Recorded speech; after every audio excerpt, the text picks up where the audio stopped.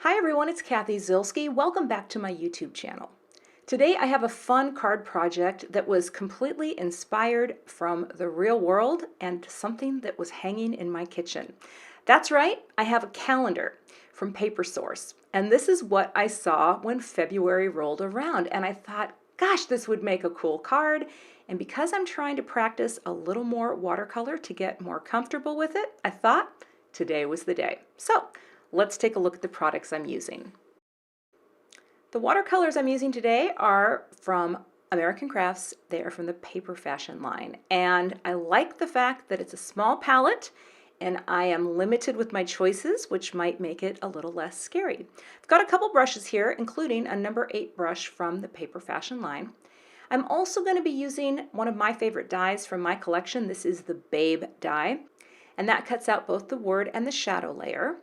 Got a little bit of purple tape here, and I've also got a sheet of reverse sentiments, another set that I designed for Simon Says Stamp, which are designed to be cut apart and used on your card projects.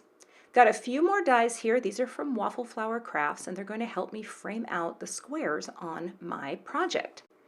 I'll be using some watercolor paper from B today, along with some black cardstock and some Neenah Solar White in the 110-pound weight, and of course a few other things as we go.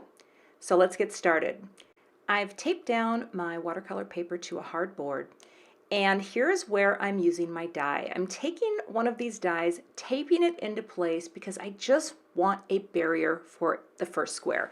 I can't really freehand stuff. You know, that's not really in my skill set, but I thought if I put the die in place, it's just going to give me the shape that I'm trying to achieve. So I'm laying down a little bit of clean water here before I start painting. And then I'm just going to mix some colors, right? I'm going to take a little bit of the red. I'm going to pick up a little bit of the pink as well, because I didn't want it to be like a candy apple red. I wanted it to be a little bit cooler. And I'm going to mix the color, drop in a little more water, and I'm going to start painting. Now the thing that I think is kind of fun about this with the dies, you could take any shape die you want and do this and give yourself a better shot of, you know, if you're like me and you're not good with freehand painting, you can do this with any shaped die that you have. But the thing that's cool about this as well is it's just painting practice, right? I found something in my kitchen. I thought it was really cool. And I thought, hey, here's some colors that will work. Maybe I can try these as well. And that's what I'm doing. So I'm working my way around, and again, the calendar is just off camera. I'm kind of peeking at it. I didn't follow it exactly, but I did work with the same colors. I want to have a little bit of overlap here, and I am doing a little bit of drying in between the layers just so they don't get too mucky. And that way I can preserve these little quadrants that I'm creating. Next, I will bring in this pretty blue color.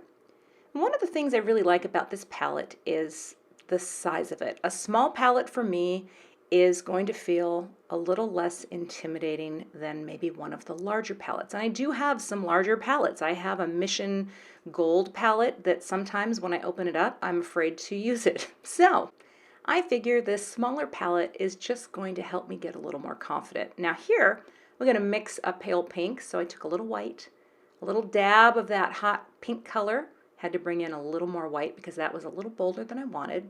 But mixing is another thing that you're going to kind of be forced to do if you want to create more colors. In fact, one of these days, maybe I'll make one of those color charts, you know, where you just see how many different colors you can make. But I'm getting ahead of myself. I'm just going to stay with this project right now. And I think this is looking quite nice. I'll take the die off. I will peel these little pieces of tape toward the painted area just in case there was any liquid. I didn't want it to splatter or leave anything on that clear margin. And now I'll dry it again because I want this to be completely dry before I layer in the next square. So I've positioned that smaller die, offset it similar to how it looks on the calendar. And I've mixed up a yellow with a little bit of white mixed in. And now I'll just paint that square over the top. Of course, the nice thing about watercolor is you get this nice see-through opacity, and these colors, as they overlap, create new colors. That is the magic of color theory. So once I get this yellow square laid in, you can see where it's a little bit paler yellow up top. It gets a little orange towards the right side, and we adopt a bit of a greenish hue where the yellow overlaps. the blue. I'll peel those off, and again, I will make sure this is completely dry, and then I'm going to move on to the next steps for this card project. Die cutting. Going to cut 3 babes out of some Neenah Solar White 110-pound cardstock. And then I'm going to cut just a tiny little shadow layer out of a scrap of vellum. Thought it would look nice to have the shadow layer in vellum so that you could see through it. I'm going to glue the 3 babes together with a little liquid glue. This is from Gina K Designs. The thing that I love about the liquid glue, it's easy to control the flow of it and just dot it on. But also, once you place it down and start stacking your dies, I never get it in the right place the first time, so you have a little bit of wiggle room to move and shift so that your die is perfectly stacked. And I will glue the 3rd babe on top of this one. Next, I'll add more of the liquid glue to the back of the stacked die cuts, and then glue that down right onto the vellum shadow layer. Press that into place, and I'll put a brick on this just until it is completely adhered. Next, I'm going to cut apart one of the reverse sentiments, and the thing I like about this is there is no stamping and embossing required. These are all printed on black, and you just cut them apart.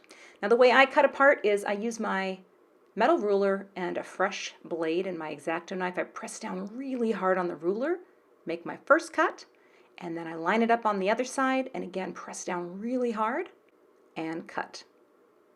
Next, I will bring this to my paper trimmer, and I take the furthest most character, whatever that is, here it's the question mark, and line that up on the plastic guard, and when I do, I get a perfectly trimmed sentiment strip.